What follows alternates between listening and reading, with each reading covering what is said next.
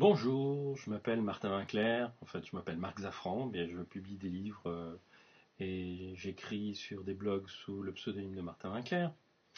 Euh, Aujourd'hui j'ai revu une petite vidéo qui est sur le site de contraception.fr à laquelle j'avais participé, j'étais plus jeune, j'avais de la barbe mais elle était noire à l'époque.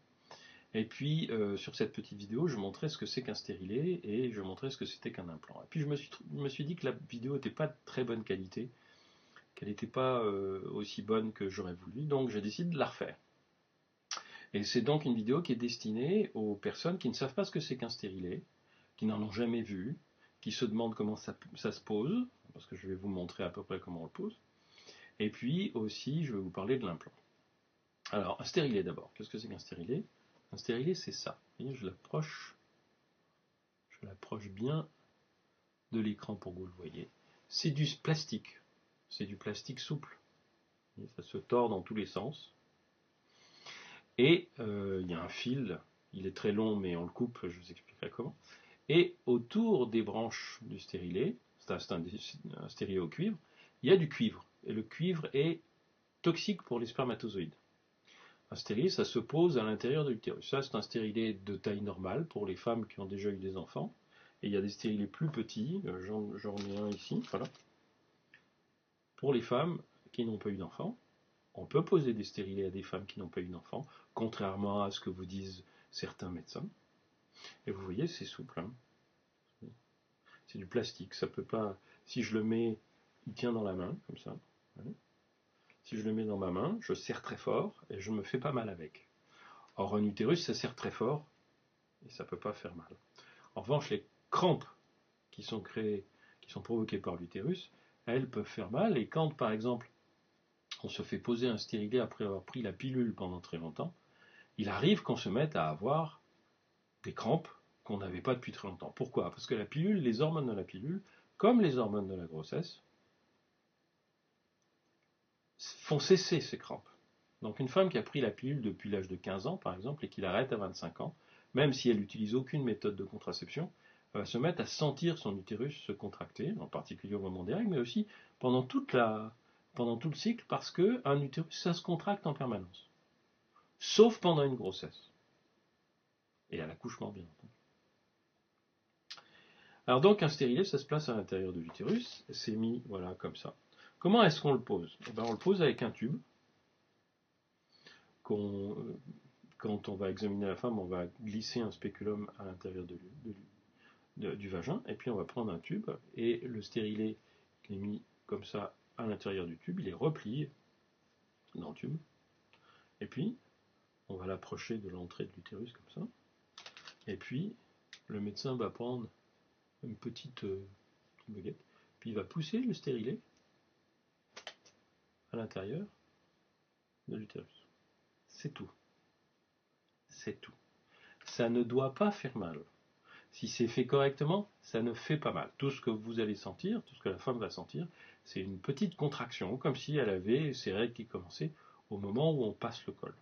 En principe, un praticien, un médecin ou une sage-femme qui pose un stérilet ne doit pas faire mal s'il fait ça délicatement. Évidemment, il faut qu'il fasse ça délicatement. S'il ne le fait pas délicatement, ça peut faire mal.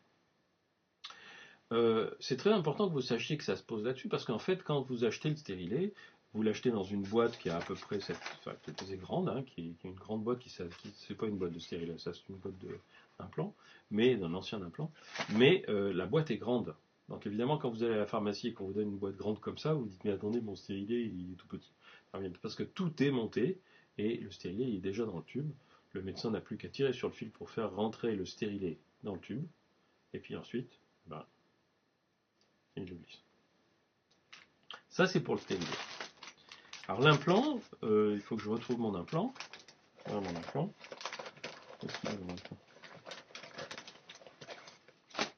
J'en ai un peu partout, hein, des trucs là. Voilà l'implant. Dans le temps, maintenant, il y a des dispositifs qui sont différents, mais dans le temps, l'implant, il se posait avec une seringue qui est grande comme ça, qui est impressionnante, évidemment. Mais pourquoi elle est impressionnante? Parce que l'implant, qui est ici, il était dans la seringue. L'implant, c'est donc un petit tube qui fait 3 cm de long. Ils sont blancs. Celui-là, c'est un implant de démonstration, il est bleu, mais les implants réels sont blancs. Ça se glisse sous la peau du bras, ici. En général, au-dessus du coude.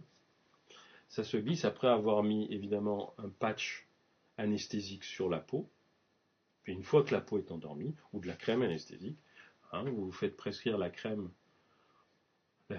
Quand vous vous faites prescrire l'implant, vous demandez au médecin de vous prescrire la crème aussi. Vous mettez la crème 1 heure avant la consultation. Et quand il vous pose l'implant, vous ne sentez plus. Vous allez juste sentir qu'on vous met quelque chose sous la peau, mais ça ne fait pas mal.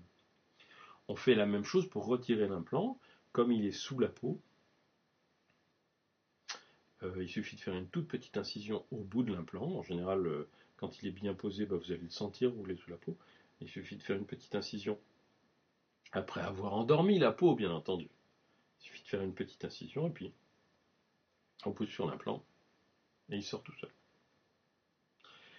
L'implant, c'est une méthode de contraception qui marche très très bien sur le plan de la contraception, qui dure 3 ans, qui a des petits inconvénients, c'est qu'il y a beaucoup de femmes qui peuvent avoir des saignements intermittents, hein, des règles irrégulières. Alors, dans le meilleur des cas, elles n'ont pas de règles du tout.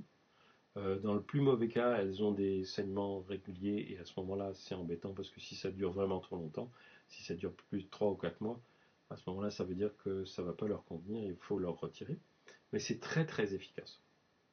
Un stérilet, ça peut être gardé entre 5 ans, puisqu'il y a des stérilets hormonaux qui, eux, empêchent les spermatozoïdes de passer. Ils ne sont pas toxiques pour les spermatozoïdes, mais ils les empêchent de passer.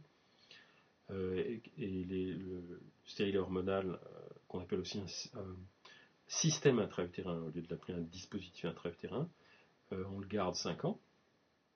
Tandis que les stérilets au cuivre, pour la plupart, peuvent être gardés entre 5 et 10 ans, même s'il y a 5 ans sur la notice. À partir du moment où vous voyez écrit sur le stérilet le chiffre 380, ça veut dire qu'il y a 380 mm² de cuivre, et vous pouvez le garder 10 ans. Je ne sais plus quel était celui-ci, ça c'est le NT300, le NT380. Je ne sais plus combien de temps il était agréé, mais de toute façon, comment dirais-je, les anglo-saxons, eux, ils les laissent le plus souvent 10 ans. Dernière information sur le stérilet, si vous avez plus de 40 ans et que vous faites poser un stérilet au cuivre, vous pouvez garder votre stérilet au cuivre jusqu'à la ménopause, sans le changer. Parce qu'étant donné que la fertilité baisse après 40 ans, le stérilet il va continuer à être efficace au moins 10 ans, voire plus. Donc il n'est pas nécessaire de le changer au bout de 10 ans et vous pouvez ne le faire retirer que quand vous serez ménopausé. Voilà. J'espère que je vous ai donné des informations utiles et je vous souhaite une bonne journée ou une bonne soirée.